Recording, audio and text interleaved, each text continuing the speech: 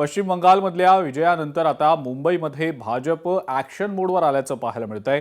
मुंबईतल्या प्रत्येक प्रभागामध्ये पक्षाची ताकद वाढवण्यासाठी सूक्ष्म नियोजन करा, अशा सूचना भाजपचे मुंबई अध्यक्ष अमित साटम यांनी जिल्हाध्यक्षांना केलेल्या आहेत। मुंबई भाजपची संघटनात्मक बैठक संपन्न झालेली आहे। मोदी सरकारचे निर्णय आणि फडणवीस सरकारच्या राज्यातल्या विकास कामांवर या बैठकीत चर्चा झाली। केंद्र आणि राज्याची कामं घराघरात पोहोचवण्यासाठी यावेळेला सूचना दिल्या गेलेल्या आहेत।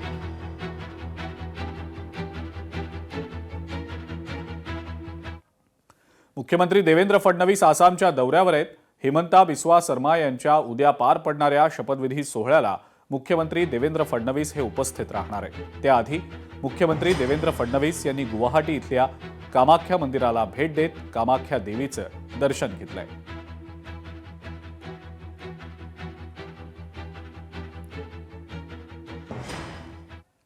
उपमुख्यमंत्री एकनाथ शिंदे दरे गावातला त्यांचा 2 दिवसांचा दौरा आटपून आता पुण्याच्या दिशेनं रवाना झालेले आहेत। एकनाथ शिंदे पुण्याहून विमानानं आसामला रवाना होणार आहेत। आसाममधल्या गुवाहाटीमध्ये हिमंता बिस्वा शर्मा यांच्या शपथविधी सोहळ्याला उपमुख्यमंत्री एकनाथ शिंदे देखील आपली उपस्थिती दर्शवणार आहेत।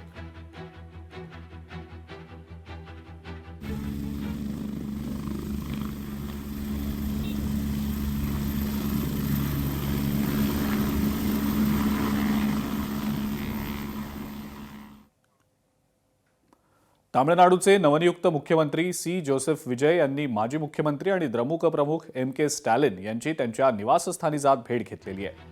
विधानसभा निवडणुकीमधल्या अभूतपूर्व विजयानंतर आणि मुख्यमंत्रीपदाची शपथ घेतल्याच्या दुसऱ्याच दिवशी झालेली ही भेट तामिळनाडूमधल्या राजकीय वर्तुळामध्ये सध्या चर्चेचा विषय ठरताना दिसतेय। सत्ताधारी आणि विरोधक यांच्यातल्या या सौहार्दपूर्ण भेटीचं सोशल मीडियावर सध्या कौतुक होत आहे। विजय यांनी स्टॅलिन यांना हात जोडून अभिवादन केलं, ज्याला स्टॅलिन यांनी सुद्धा तितक्याच आदरानं प्रतिसादही दिला।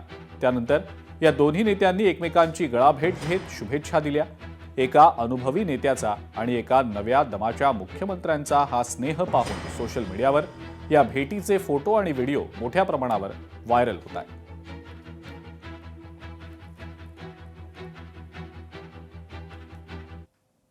अखिल भारतीय सेवेतल्या अधिकाऱ्यांसाठी खुशखबर आहे।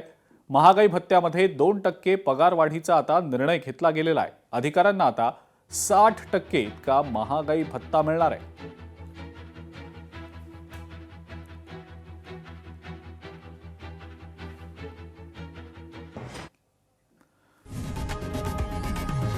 लोकशाही मराठी ऐका, पहा, जागरूक रहा।